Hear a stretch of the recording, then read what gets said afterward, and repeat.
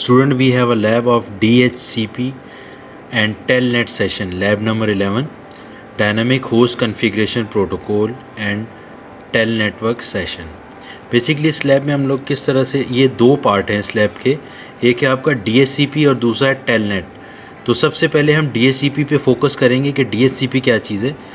तो last time मैंने जैसे आपको बताया था कि हम PCs को IP एड्रेसेस असाइन करते हैं, जिसमें हम जो है मैनुअली IP असाइन कर रहे हैं. स्टैटिक के थ्रू जाके हम मैनुअली उसको टाइप कर रहे हैं कि भाई इस पर्टिकुलर डिवाइस का ये IP एड्रेस है.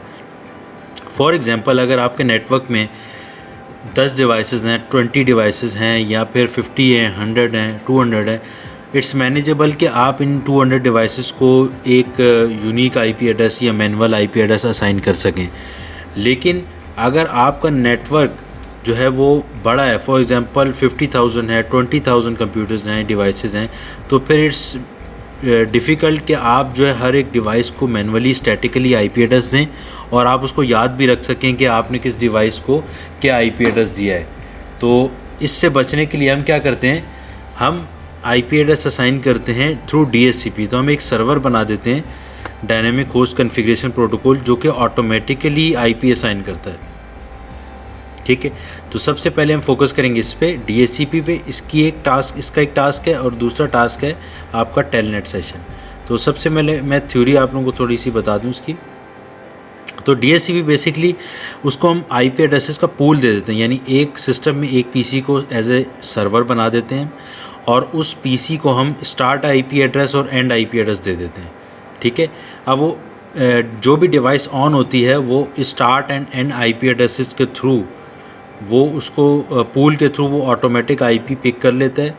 जो भी फर्स्ट यूज़र आता है उसको जो भी अवेलेबल IP एड्रेसेस हैं वो असाइन कर दिए जाते हैं. जैसे ही वो डिवाइस लॉग ऑफ होती है तो वो IP एड्रेस जो कि डिवाइस को असाइन हुआ था वो वापस पूल में आ जाता है.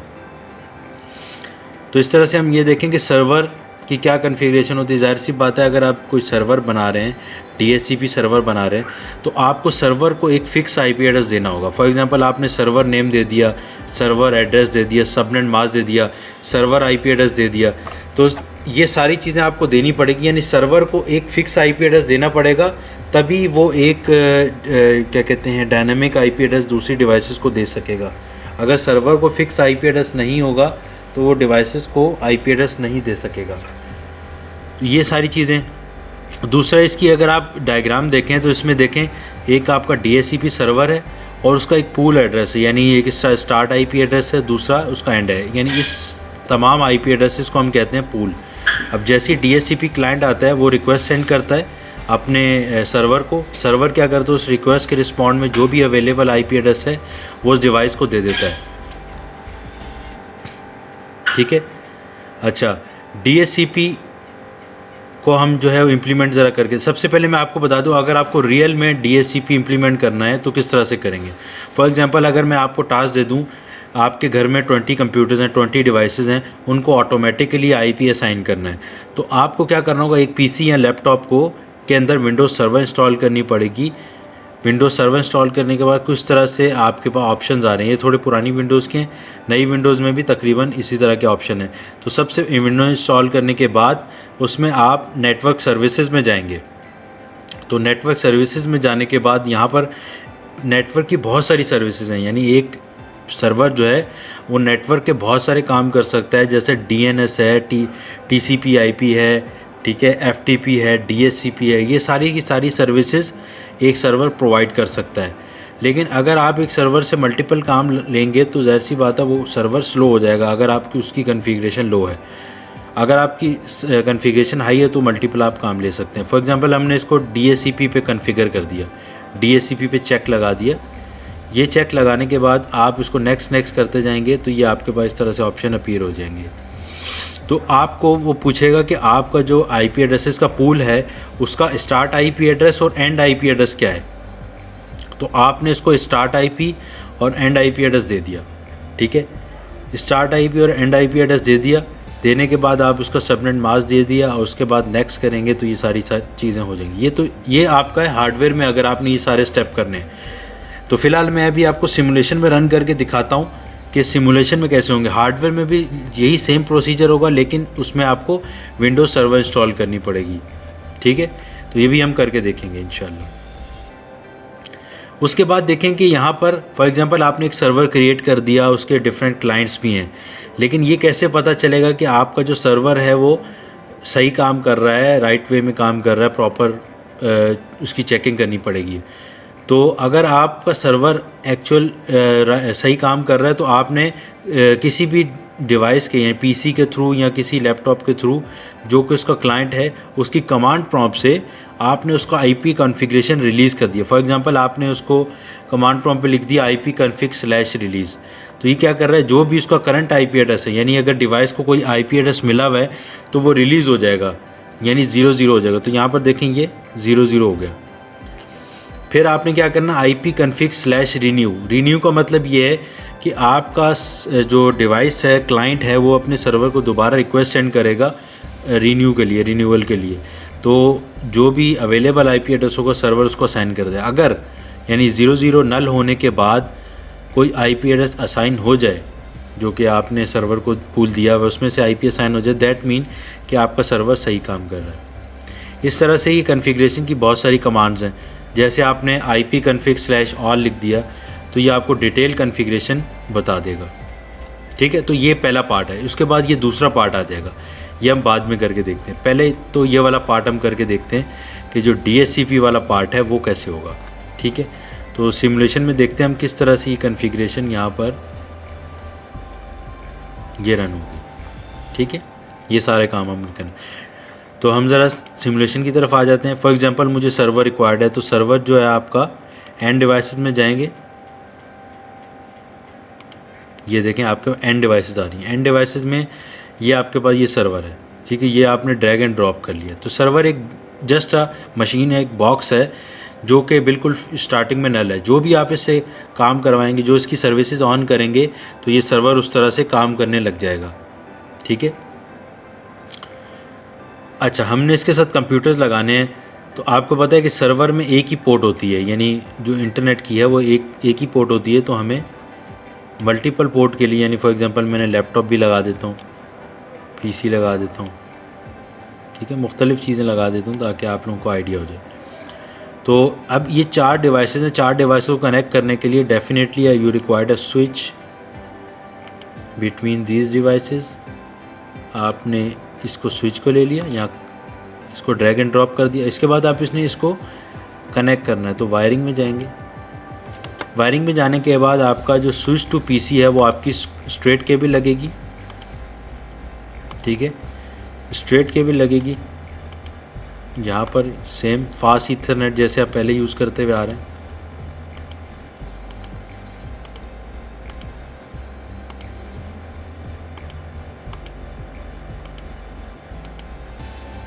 ठीक है, इसके बाद स्विच टू सर्वर भी स्ट्रेट केबल लगेगी आपकी। डेफिनेटली इसमें एक ही पोर्ट है, तो आपने इस तरह से कनेक्ट कर दिया। अगर आप मल्टीपल डिवाइसेस को कनेक्ट कर रहे हैं तो सबसे पहले हमने क्या करना है, सर्वर को कॉन्फ़िगर करना है, यानी सर्वर को एक फ़िक्स आईपी एड्रेस देना है। क्योंकि सर्वर अगर फ़िक्स आईपी एड्रेस से बिलोंग करता होगा, एक इसको स्टैटिक आईपी होगी, तभी वो डायनेमिक आईपी एड्रेस डिवाइसेस को दे सकेगा। अगर आपका सर्वर का ही आईपी एड्रेस नहीं फ़िक्स होगा तो वो दूसरों को भी डायनेमिक आईपी असाइन नहीं कर सकता। तो हम सर्वर पे क्लिक करते हैं।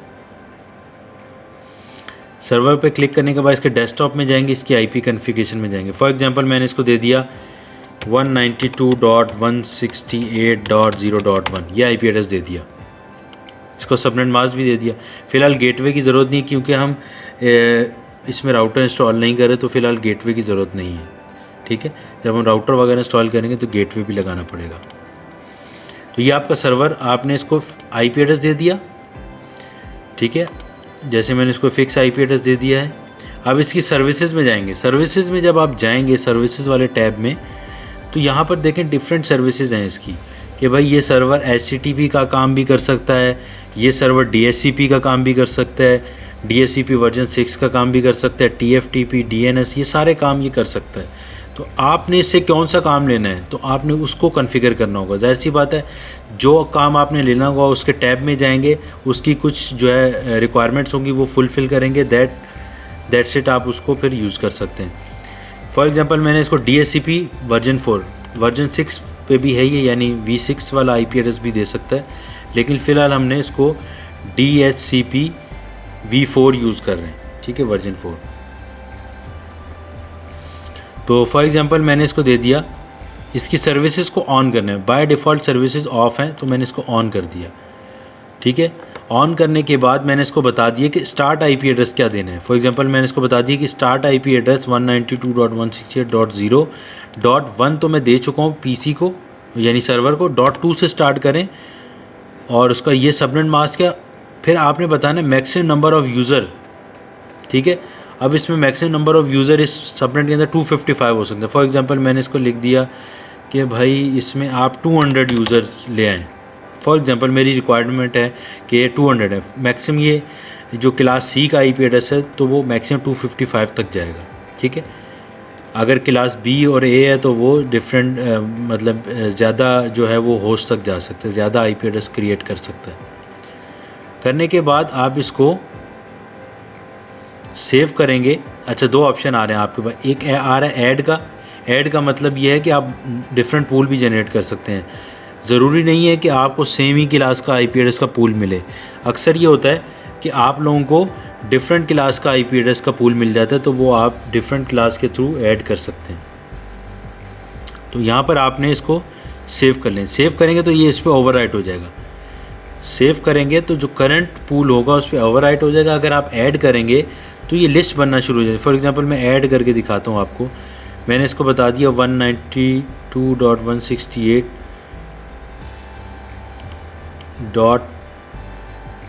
फॉर एग्जांपल मैंने इसको बता दिया 193 का बता देता हूँ, 193.168.2। इसमें भी 200 यूज़र फॉर एग्जांपल, इस पूल से भी मुझे पूल से IP एड्रेस देने हैं, तो मुझे 193 का भी फॉर एग्जांपल एक पूल मिल गया। तो मैं इसको सेव करूँगा तो ये ओवरराइट हो जाएगा। अगर मैं इसको ऐड करूँगा तो ये उसके ऊपर ऐड हो जाएगा। लेकिन ये कह रहा है पूल नेम ऑलरेडी एग्जिस्ट, यानी जिस नाम से आप ये पूल बना रहे हैं ये पहले ही मौजूद है। तो इसको आप चेंज कर लें थोड़ा सा, इसको आप रख दें फॉर एग्जांपल BUKC रख लेते हैं इसका पूल नेम, ठीक है। अब देखें ऐड कराया तो मैंने BUKC के नाम से ऐड हो गया यहाँ पर, ठीक है। यहाँ पर ये देखें ऐड हो गया। थोड़ा सा मैं इसको बड़ा करके दिखाता हूँ। तो ये देखें दो पूल ऐड हो गए। एक बाय डिफ़ॉल्ट जो सर्वर के पूल में से था वो ऐड हो गया, दूसरा आपका BUKC वाला पूल जो अभी आपने न्यूली बनाया। तो इस तरह से आप पूल क्रिएट करते जाएंगे। तो जिस तरह से आप इसमें पूल क्रिएट जितने ज़्यादा करेंगे तो उतने ही ज़्यादा IP एड्रेस आप दे सकते हैं। यानी अगर आपका IP एड्रेस एक पूल में से ख़त्म हो जाता है तो आप दूसरे पूल में से दे सकते हैं, ठीक है। बस आपने इसको ऑन कर दिया, सर्विसेज ऑन कर दिया आपने, ठीक है। इसको आपने क्लोज़ कर दिया, ठीक है। तो यहाँ पर सर्वर पे कर्सर लेके जाएंगे तो उसकी डिटेल आ रही है कि भाई इसको IP एड्रेस क्या मिला हुआ है और इसका सबनेट मास्क वगैरह क्या है। उसके बाद हम ये यूज़र्स को IP एड्रेस पहले तो मैनुअली करते थे, अब इसको डायरेक्टली हम करेंगे कॉन्फ़िगर। फॉर एग्जांपल इस पर मैं क्लिक करता हूँ, इसके डेस्कटॉप में जाता हूँ IP कॉन्फ़िगरेशन। तो पहले मैं स्टैटिकली कॉन्फ़िगर करता था, मैनुअली यहाँ लिखता था, ठीक है, यूँ करके लिखता था। तो अब मैं लिखूँगा नहीं, अब मैं DHCP पे चेक लगा दूँगा।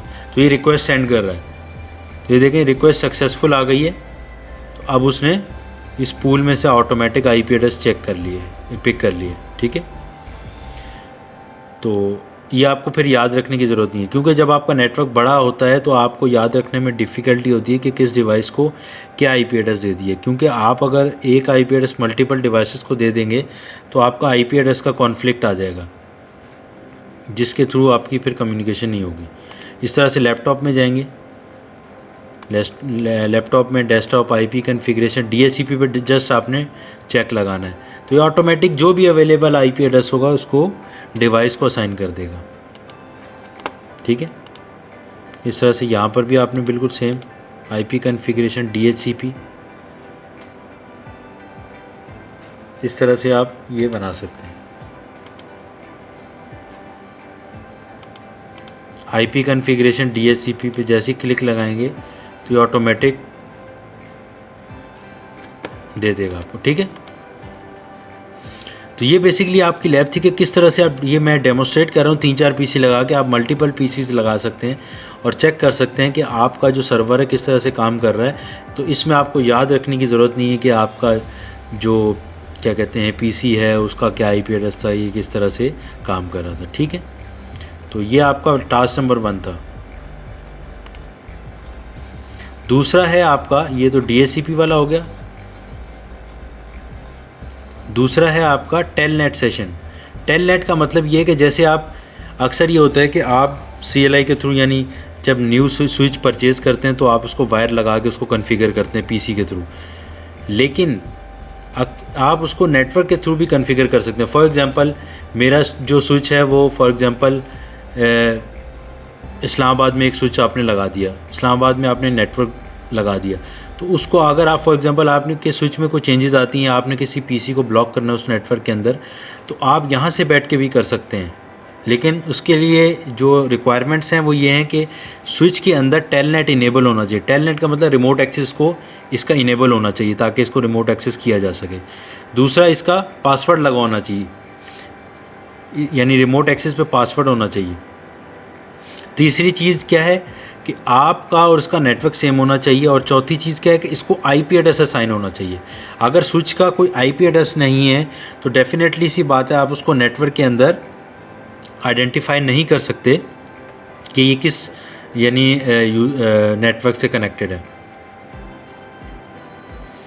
तो हम क्या करेंगे, एक स्विच लेंगे, स्विच लेने के बाद उसको एक पीसी से कनेक्ट कर देंगे। यानी पहले हम क्या करते थे, यानी इसके कंसोल पोर्ट में लगाते थे, लेकिन अब हम पीसी के साथ इसके फास्ट इथरनेट के नॉर्मली पोर्ट जो हम एज ए इंटरनेट की पोर्ट होती है उसी में लगा के इसको यूज़ भी कर सकते हैं इसके इंटरनेट को, और इसको कॉन्फ़िगर भी कर सकते हैं उसी सेम पोर्ट से। लेकिन अभी मैं अगेन रिपीट कर रहा हूँ, 4 चीज़ें आपके पास होनी चाहिए। एक तो स्विच में टेलनेट इनेबल होना चाहिए फर्स्ट। दूसरा, इसके टेलनेट पे पासवर्ड अप्लाई होना चाहिए। तीसरा, इसका उसको आईपी एड्रेस असाइन होना चाहिए। चौथी चीज़ ये है कि इसका और आपका नेटवर्क सेम होना चाहिए। तो ये 4 चीज़ें अगर आप फुलफ़िल कर देंगे तो आप इसको इनेबल रिमोटली एक्सेस कर सकते हैं। तो इसकी कुछ कॉन्फ़िगरेशन है। तो सबसे पहले स्टार्टिंग में स्विच को आपको कॉन्फ़िगर करना पड़ेगा यहाँ से। ठीक है, तो यहाँ से कॉन्फ़िगर कैसे करेंगे, ये सारी कॉन्फ़िगरेशन करेंगे। इनेबल आप पासवर्ड दे सकते हैं, आईपी एड्रेस दे सकते हैं, VLAN पे पासवर्ड दे सकते हैं। ठीक है, ये सारे काम आपको करने पड़ेंगे। तो फॉर एग्जांपल हम एक स्विच ले लेते हैं।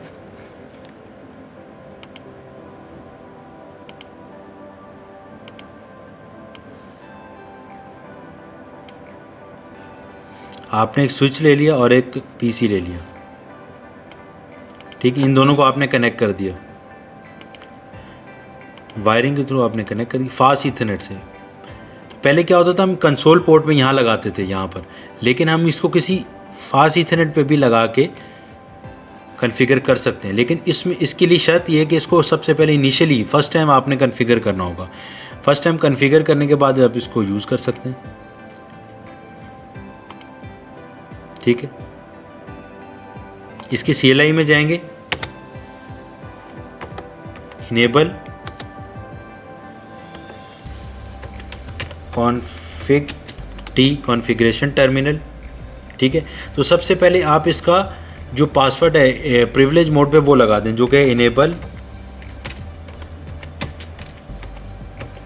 Enable secret. फॉर एग्जांपल आपने लगा दिया 1 2 3 4 5। ठीक है, ये आपने लगा दिया। ठीक है, उसके बाद इस स्विच को आईपी एड्रेस असाइन कर दें, इंटरफेस VLAN 1। ठीक है, आईपी एड्रेस, तो जब भी आप आईपी एड्रेस असाइन करेंगे VLAN 1 के ऊपर ही करेंगे, क्योंकि बाय डिफ़ॉल्ट एक ही VLAN होती है। फॉर एग्जांपल आपने 10.0.0.1 कर दिया, स्पेस सबनेट मास्क भी दे दिया आपने इसको। ठीक है, और यहाँ से एग्ज़िट कर दिया। अच्छा, आपने आईपी एड्रेस दे दिया है, इसको पासवर्ड असाइन कर दिया है इसके इनेबल मोड प्रिविलेज मोड में। दूसरा, इसका टेलनेट को इनेबल करेंगे। टेलनेट को कैसे करेंगे, इसमें आप कीवर्ड लिखेंगे लाइन VTY 0 to 4, 0 स्पेस 4। किसी में 0 to 4 है, किसी में 0 to 54 है। तो तो इसमें स्विच टू स्विच ये वेरी करेगी। लाइन VTY का मतलब ये है कि आप इसका जो रिमोट एक्सेस का जो टर्मिनल है वो आप इनेबल कर रहे हो और इसको पासवर्ड भी दे रहे हो। पासवर्ड आपने दे दिया फॉर एग्जांपल BUKC दे दिया आपने, ठीक है। उसके बाद आपने इसको लॉगिन करना है, जैसे ये देख रहे हैं, लॉगिन ज़रूर कीजिएगा। लॉगिन नहीं करेंगे तो ये पासवर्ड सेव नहीं होगा।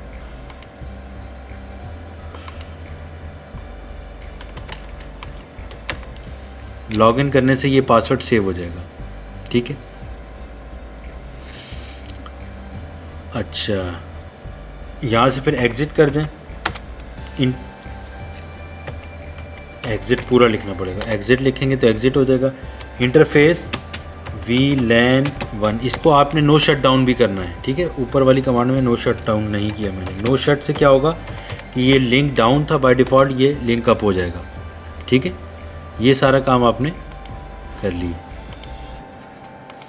तो ये आपका कॉन्फ़िगर हो चुका है। इसके बाद हम PC को कॉन्फ़िगर करते हैं, PC को IP एड्रेस असाइन करते हैं, क्योंकि इसका नेटवर्क सेम होना चाहिए। फॉर एग्जांपल इसको मैंने दे दिया 10.0.0.2 दे दिया, ठीक है। इसी सेम नेटवर्क से बिलोंग कर रहे हैं। तो देखें PC2 का यानी IP एड्रेस .2 है और स्विच का IP एड्रेस क्या है, VLAN पे जाके देखेंगे तो ये इसका VLAN का IP एड्रेस है .1। क्योंकि ये सेम नेटवर्क से हैं तो इसको कॉन्फ़िगर हम कर सकते हैं। अच्छा, जो नॉर्मल अगर आप विंडोज़ से कॉन्फ़िगरेशन करेंगे या अगर आप रियल में यूज़ करेंगे तो आप हाइपर टर्मिनल एक सॉफ्टवेयर है जो कि सीरियल कम्युनिकेशन के लिए यूज़ होता है, आप उसके थ्रू करेंगे। लेकिन अगर आपके पास ये सिस्को पैकेट ट्रेसर है तो टर्मिनल के थ्रू भी काम सेम हो सकता है। यहाँ से आप बॉड रेट वगैरह सेट कर सकते हैं। डिफरेंट बॉड रेट यानी PC और स्विच में कम्युनिकेशन रेट क्या है ये आप सेट कर सकते हैं। तो नॉर्मली जो है वो स्टैंडर्ड बॉड रेट 9600 होता है, बाकी चीज़ों को छेड़ने की ज़रूरत नहीं है। ये बाय डिफ़ॉल्ट यही होती हैं कि बिट पर सेकंड और ये सारी चीज़ें पैरिटी वगैरह सेम होती हैं। अगर आपका कोई स्विच एक्स्ट्रा स्पीडी स्विच है तो फिर आप बॉड रेट वगैरह चेंज करेंगे, अदरवाइज़ नॉर्मल ये स्टैंडर्ड रेट पे होके आप कम्युनिकेट कर देंगे, ठीक है। ये टर्मिनल आपका ओपन हो जाएगा।